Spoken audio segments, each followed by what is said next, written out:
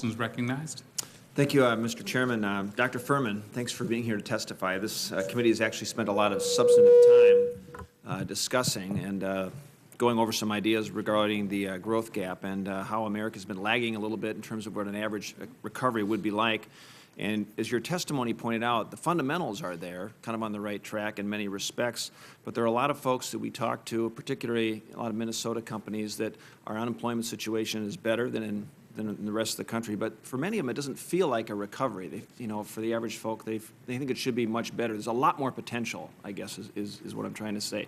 Vice Chairman Klobuchar had mentioned earlier that we are doing better in Minnesota. I will tell you that having met with small, medium, and large companies, from Lube Tech in Plymouth to Carlson companies in Minnetonka, there's one theme that has arisen, and it's around the uncertainty of the tax code.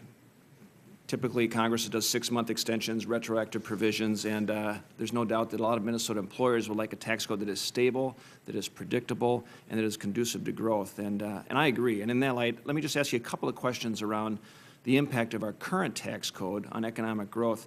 Yesterday, there was a piece that was written in the Wall Street Journal. It was entitled "The Biggest Fiscal Losers," but it did note that in the last year, the deficit had decreased in a large part due to higher revenues from higher tax rates.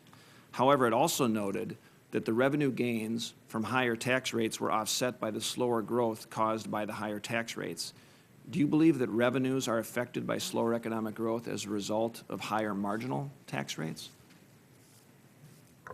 I certainly agree that revenues are affected by growth.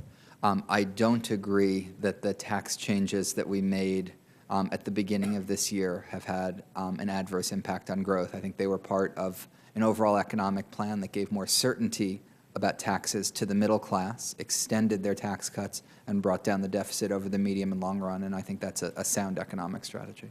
Now, recently, the Federal Reserve Bank of San Francisco did a study and found that roughly 90% of the recent fiscal drag comes from higher taxes, not from the slowed spending due to the sequestration.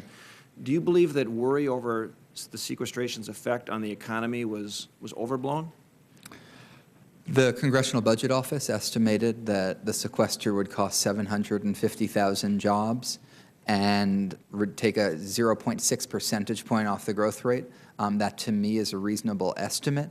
But I think the important issue is that it's not the magnitude of deficit reduction in the sequester, it's the composition and timing of it. We'd actually like to see more deficit reduction than you saw in the sequester over the medium and long run, and we'd like to see it coming more in areas like entitlements and tax expenditures rather than in upfront investments in education and infrastructure. Yeah, and let me follow up on that, because I would agree with you that for those who say that a blunt approach to dealing with the budget and sequestration is not the answer, but we've got to address the long-term financial pressures that the country faces, namely those of our entitlement programs, as you mentioned.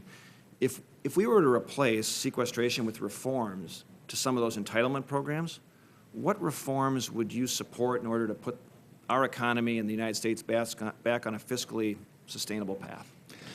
The President submitted a budget, and the essence of that budget was a balanced set of changes both to entitlements and to revenue. In terms of entitlements, it included things like means testing Medicare, further reducing the cost of prescription drugs, and some other structural reforms to Medicare.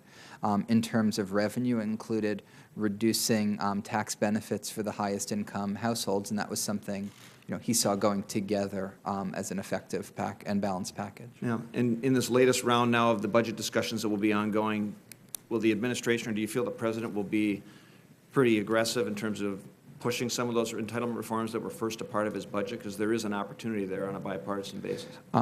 The President will be aggressive in pushing those as part of the balanced approach that includes revenue as well, and that was his basic principle, was that you need a balanced approach that does include both entitlements and the revenue side.